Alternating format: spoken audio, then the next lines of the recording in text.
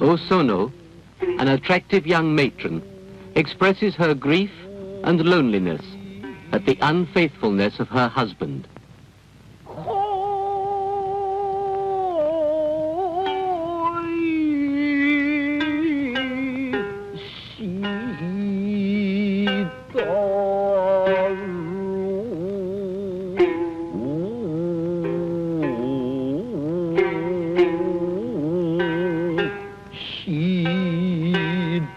A popular Bunraku highlight, this particular scene is considered representative of this classic puppet theatre, both in terms of its narrative content and the artistry displayed by the doll.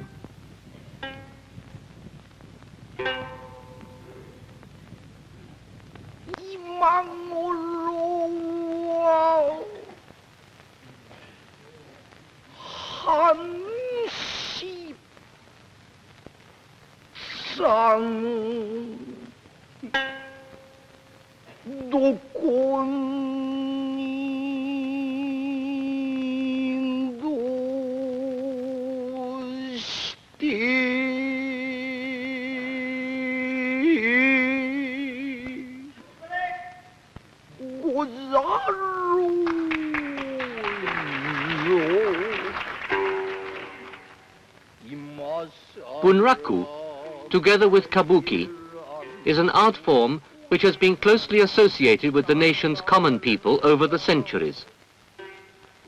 Wherein lies the charm of this 300-year-old theatrical art? Bunraku endeavors to give life and soul to an inanimate doll, to express through it a purity of form and beauty that is not possible for a living actor hampered by the limitations of his physical self. In the Japanese theatre tradition, the black robe and mask worn here by the doll manipulators signify non-existence. In other words, their wearers are considered to be invisible to the audience. These three men do not speak a single word. Instead, they concentrate on projecting themselves, both body and soul, into the doll, and thus become its living spirit.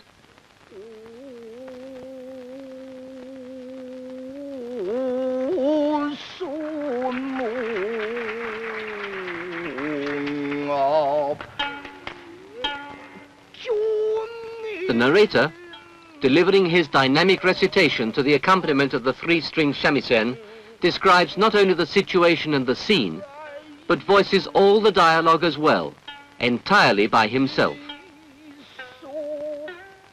The narrative form is known as joruri, a style of ballad recitation developed centuries ago in Japan.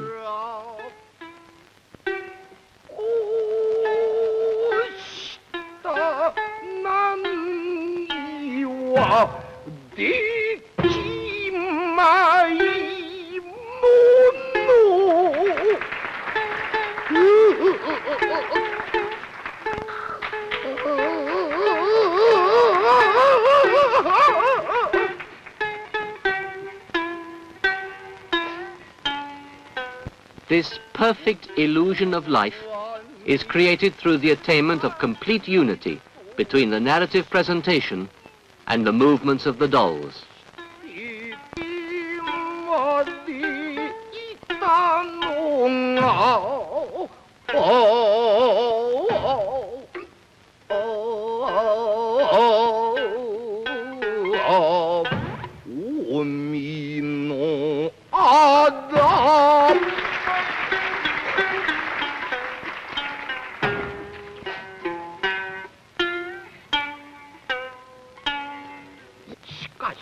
Presently, the scene intensifies in drama.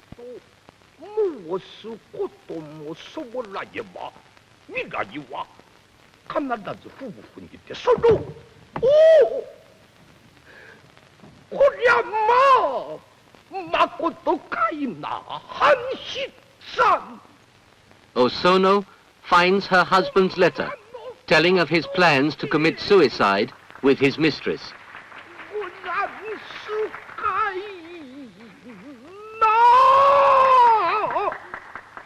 From outside, the couple secretly peer into the house in a silent farewell.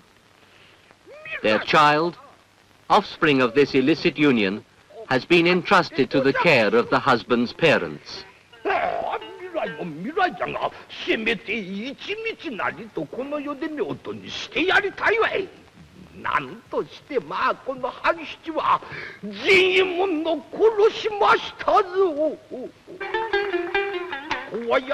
This is an effective portrayal of the pain, sorrow, and despair of a young, forsaken wife, faced with the crumbling of old family relationships in consequence of her husband's unforgivable behavior.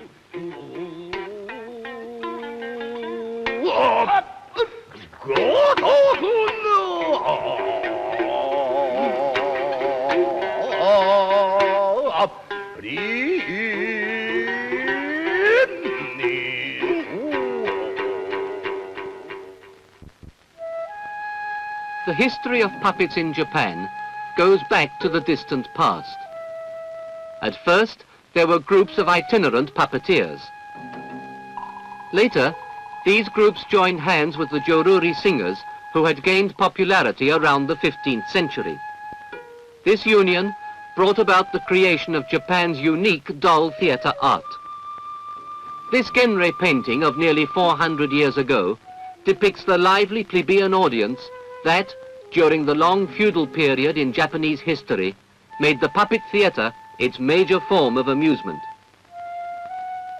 The sights and scenes of that older age have changed. Yet the tradition of the puppet stage remains intact in many of the nation's cities, towns and villages. More than 100 doll theaters can still be found throughout the country even today.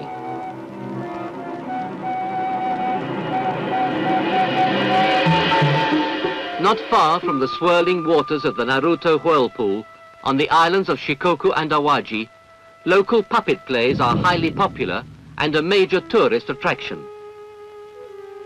In this small harbour town, even high school students participate in traditional puppet plays during their school vacations.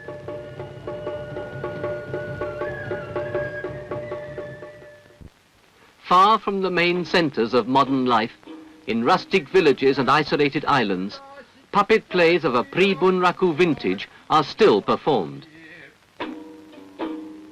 On the island of Sado in the Sea of Japan, an almost pure form of this ancient puppet style is preserved. A simple stage in an old temple yard set off by a high curtain. It is a scene just like that in the old genre painting.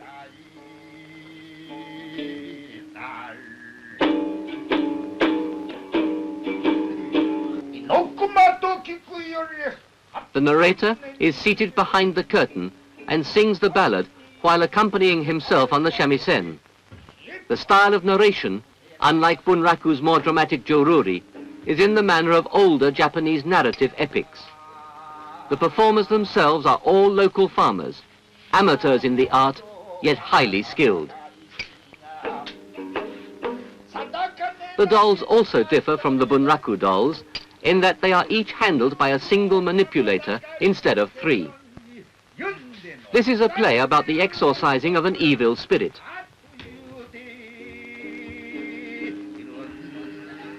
For an intermission feature, a farce is presented, bringing smiles to young and old alike.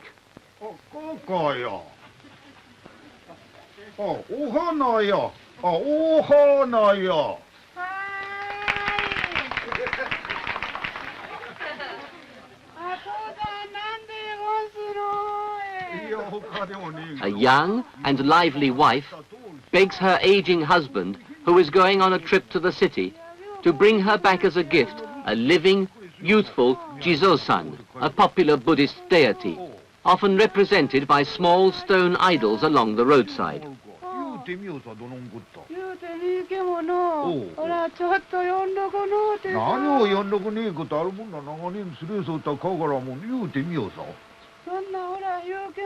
Both the dolls and the costumes are from a fairly early period.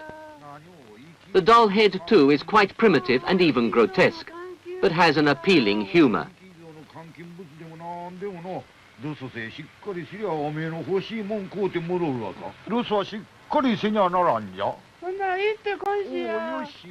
Of Japan's many theatrical forms, the no drama was the theatre of the aristocratic warrior class, whereas the doll theatre belonged to the common people. In the doll theatre, there never has been a social gulf between the performers and the audience.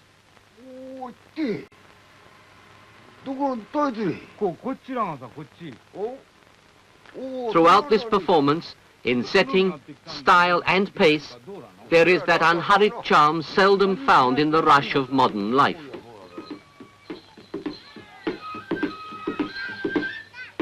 Everyone knows that there is no such thing as a living Jizo-san.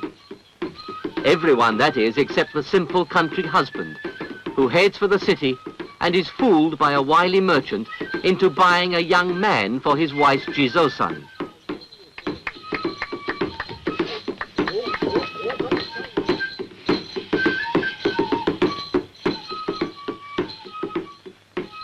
These crude and earthy dolls later developed into the much more polished and realistic forms of the Bunraku dolls, befitting the needs of the many fine plays that came to be written.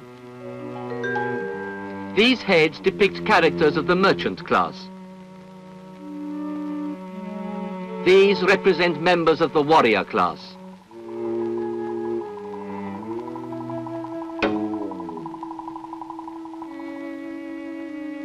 Other examples of the more than 40 kinds of Bunraku heads include this middle-aged man, strong in personality, but with a touch of melancholy.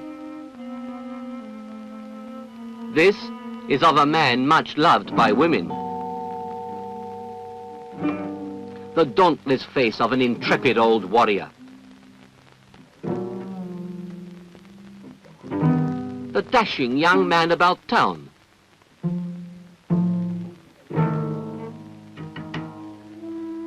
An unhappy and lonely woman. A spiteful, middle-aged matron. A fascinating and elaborately adorned geisha.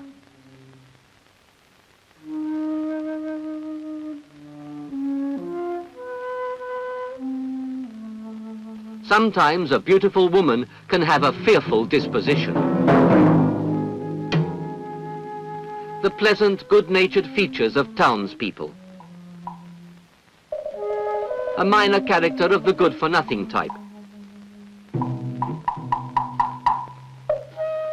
A comical minor character with a movable nose. A comic face that is an imitation of a crab.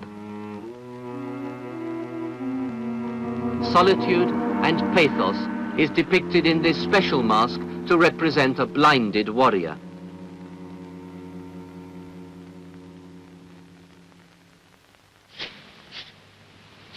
There are skilled craftsmen who preserve to this day the demanding art of carving Bunraku doll heads.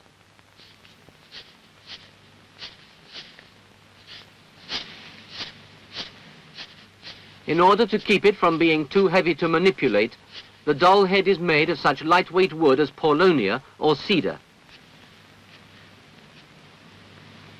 Through the expert hands of the craftsman, a simple block of wood is transformed into a doll.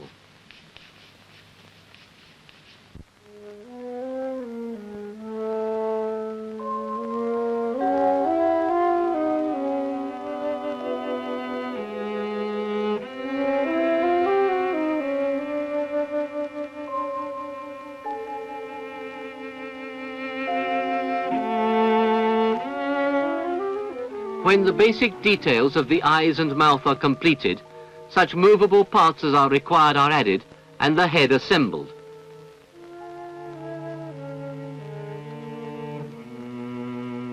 Then the finish is applied.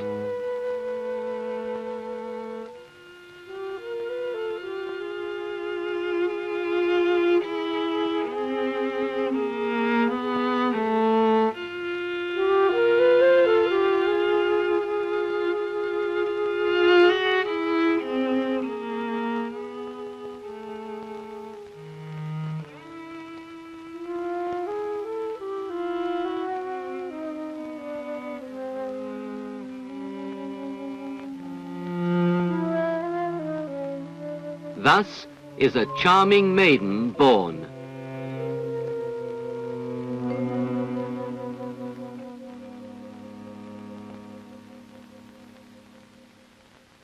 However, it takes a talented manipulator to give life to these inanimate dolls. A special feature of the female doll is the absence of legs, which are represented by the flowing length of the kimono. Let us take a male doll to see how a Bunraku doll is handled by the three manipulators. The main manipulator handles not only the head, but also the doll's right hand. The second manipulator handles the doll's left hand. The third manipulator handles the doll's feet.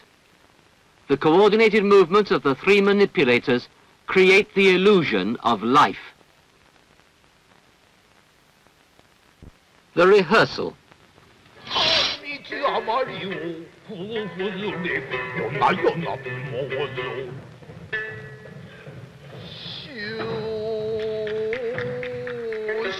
The stage is arranged in such a manner that the manipulators stand on a lower level than the dolls and are hidden from the waist down.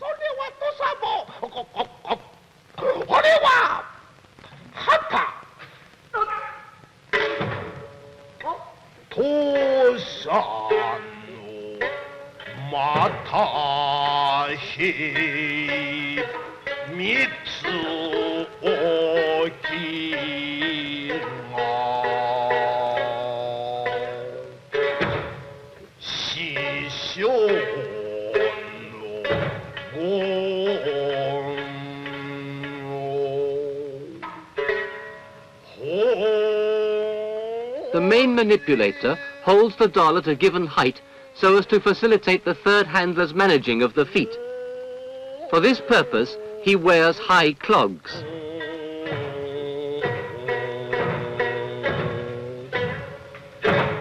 The loud stamping by the foot handler serves to emphasize and heighten the drama and passion of the role being portrayed.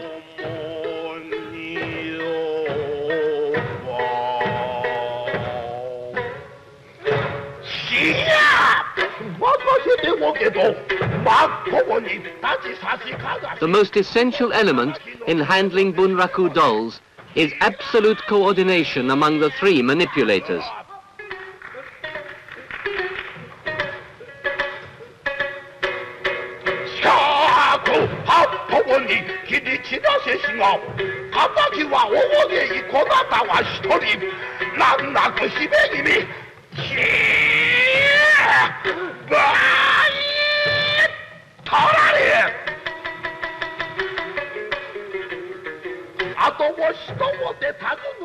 Long years of arduous training are needed before the three handlers can work in perfect unison. In order to become a skilled manipulator, it is said that 10 years are needed to first attain proficiency in handling the feet and 10 additional years in handling the left hand.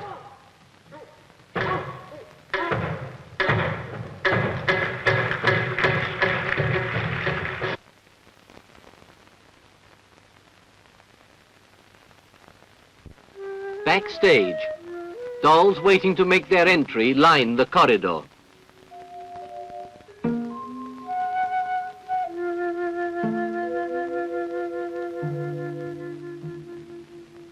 Preparing the costume and dressing the doll he is to use is one of the greatest pleasures for the manipulator.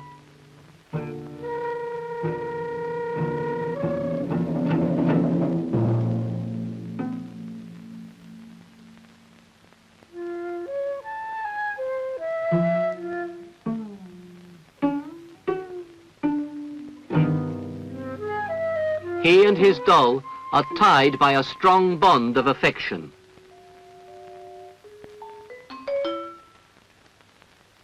To a young manipulator, a doll depicting a young maiden is like a sweetheart. To an older manipulator, she seems more like a beloved granddaughter.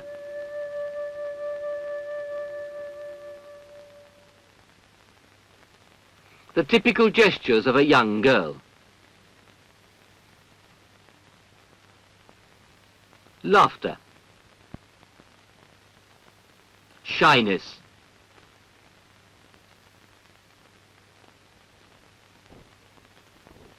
Joy.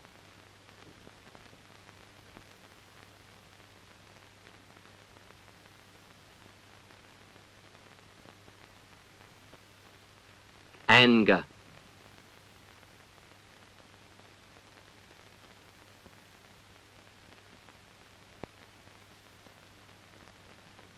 Sadness.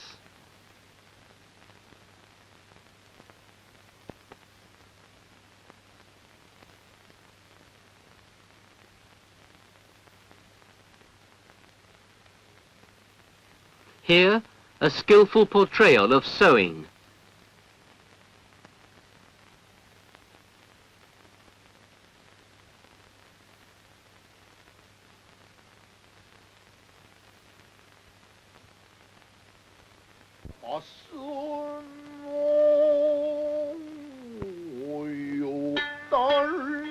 The manipulator gives the living action to the dolls, yet without the narrator the image is incomplete, for the narrator is the mainstay of a Bunraku performance.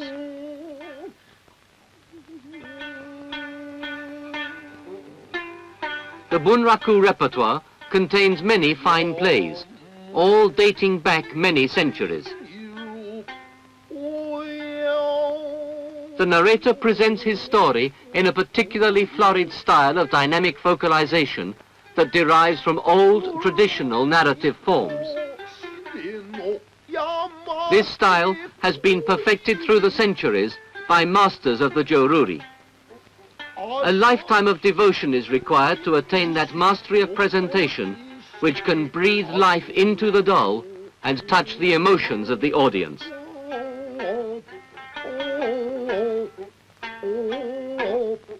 The shamisen is another indispensable element in a Bunraku performance.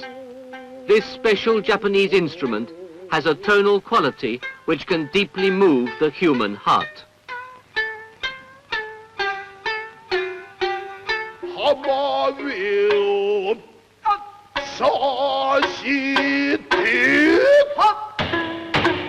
The most representative plays of Bunraku are undoubtedly those dramas which deal with the human tragedies of the warrior class during the chaotic feudal war period of the 12th century.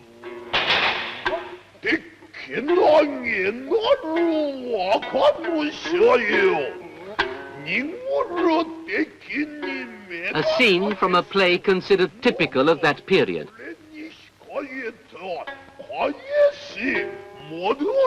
The warrior, Kumagai Naozane, relates how he captured a youthful enemy in combat. The enemy, however, turns out to be the son of a former benefactor. In order to save the life of the youth, Kumagai is forced to sacrifice his own son in the other's stead, in accordance with the harsh code of honor of that day. In further complication, the youth's mother is in residence at Kumagai's household.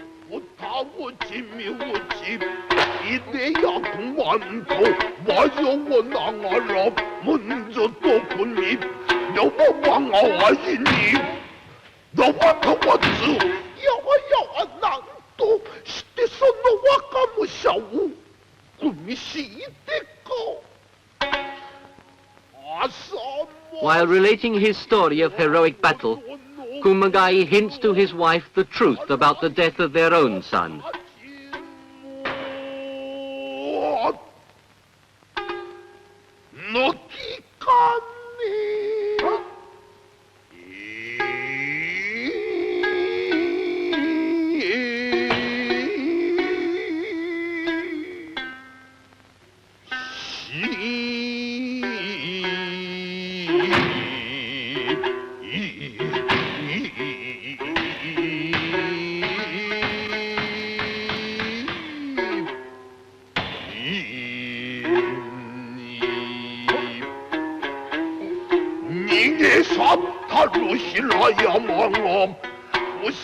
The grief of parents who have lost a child, the sadness of lovers kept apart.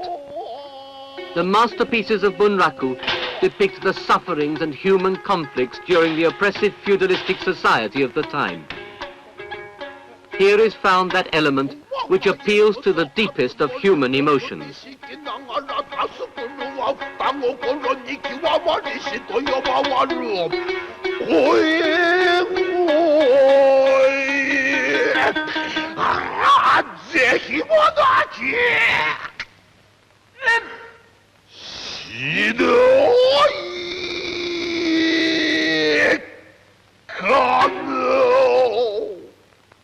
Bunraku might be called the art of dynamics. The sharp tones of the shamisen supply the dynamic force that draws out the narrator. The narrator's dynamic force in turn transmits its energy through the handlers to the dolls, transforming them into life-endowed creatures.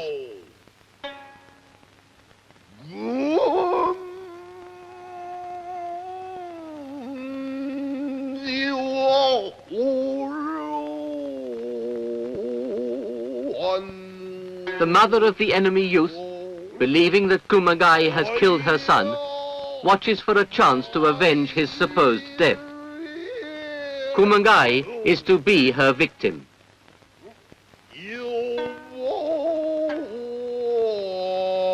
The beauty which Bunraku creates is the essence of aesthetic form, achieved through the medium of a doll.